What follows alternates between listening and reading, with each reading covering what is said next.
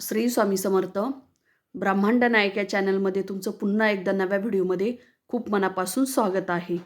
तर आपल्या घरामध्ये वास्तुशुद्धीसाठी घरात खडे मीठ ठेवल्याने काय होतं याविषयीच आजचा व्हिडिओ असणार आहे. त्यासाठी व्हिडिओ शेवटपर्यंत नक्कीच बघा आणि व्हिडिओ जर आवडला तर एक लाईक आणि सबस्क्राईब जरूर करा.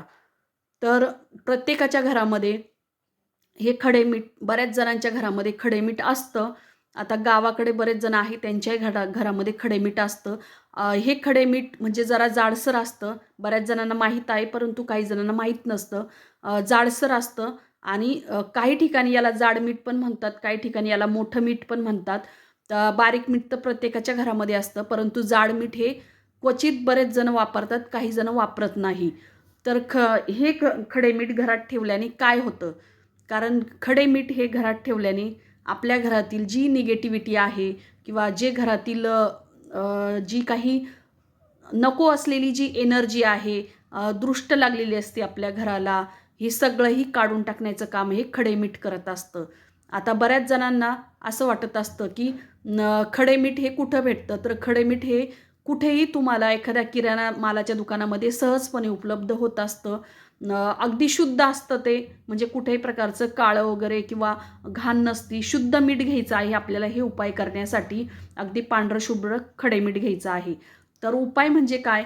तर तुम्हाला हे खडे मीठ तुमच्या घरामध्ये एखादं पॅकेट आणून ठेवा आणि तुमच्या घरामध्ये जर छोट्या वाट्या असेल किंवा प्लास्टिकचे जे आपण चहा पितो ते कप असेल, तर ते कप घ्यायचे आहे आणि तुम्हाला हे मीठ ते वाटी गच्च भरून किंवा तुम्ही जर बाऊल घेणार असेल तर तो गच्च भरून किंवा तुम्ही जर कप घेणार असेल चहा पिण्याचं तर तो गच्च भरून अगदी उतू जाणार नाही या पद्धतीने तुम्हाला त्यात खडे मीठ भरायचं आहे.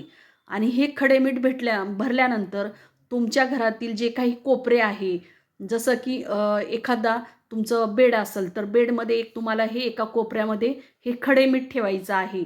जेणेकरून लहान मुलांच्या हाताला येणार नाही किंवा लहान मुलं जर असेल तर तुमच्या कपाटावरती किंवा एखाद्या बाजूला ठेवायचे आहे आणि ते अगदी तुम्हाला मोकळं म्हणजे अगदी जे बाऊल असेल त्यावरती कोणत्याही प्रकारचं तुम्हाला झाकण ठेवायचं नाही आहे किंवा त्यावरती काही वस्तू ठेवायची नाही आहे.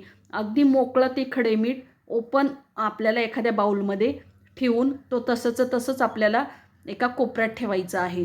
तर ते ठेवल्यानंतर तुम्ही असं तुमच्या घरातील जेवढे काही कोपरे असेल त्या कोपऱ्यांमध्ये ठेवायचं आहे, टॉयलेटमध्ये ठेवायचं आहे, बाथरूममध्ये ठेवायचं आहे खडे मीठ. जेणेकरून त्याला कोणत्याही प्रकारचा ओला हात लागणार नाही किंवा ओलं मीठ टाकायचं नाही, तर अगदी सुकं जे मीठ आहे तर तेच टाकायचं आहे. कुठल्याही प्रकारचं त्याला ओला हात लावायचं नाही. हे मीठ तुम्हाला बाऊलमध्ये ठेवल्यानंतर तुम्हाला दर 15 दिवसांनी किंवा दर 8 दिवसांनी तुम्ही हे मीठ चेंज करायचं आहे.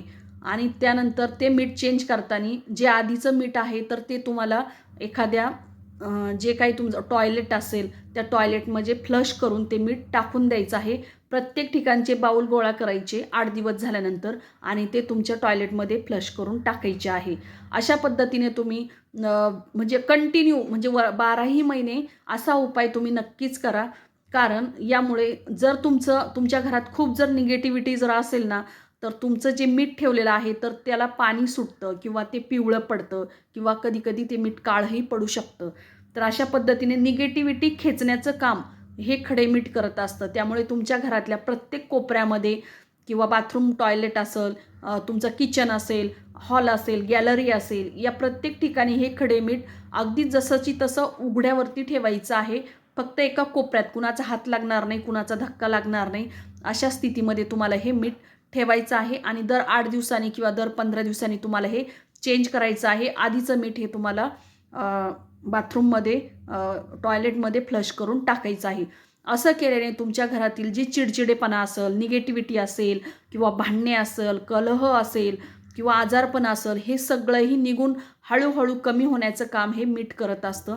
कारण आपल्या घरात नजर लागलेली असती, दृष्ट लागलेली असती, तर ते सगळंही हळूहळू कमी होत असतं जर तुम्ही हे उपाय केले. आणि हा उपाय एकदाच नाही तर तुम्हाला 12ही महिने कंटिन्यू करायचा आहे. हा उपाय 12ही महिने केल्यानंतर म्हणजे कंटिन्यू तुमचं जोपर्यंत तुमच्या घरातील निगेटिव्हिटी किंवा आजारपण दूर होत नाही तोपर्यंत आपल्याला करायची आहे, कारण घरात कधीच नजर लागू नये म्हणूनही तुम्ही कायमस्वरूपी हा उपाय करू शकतात.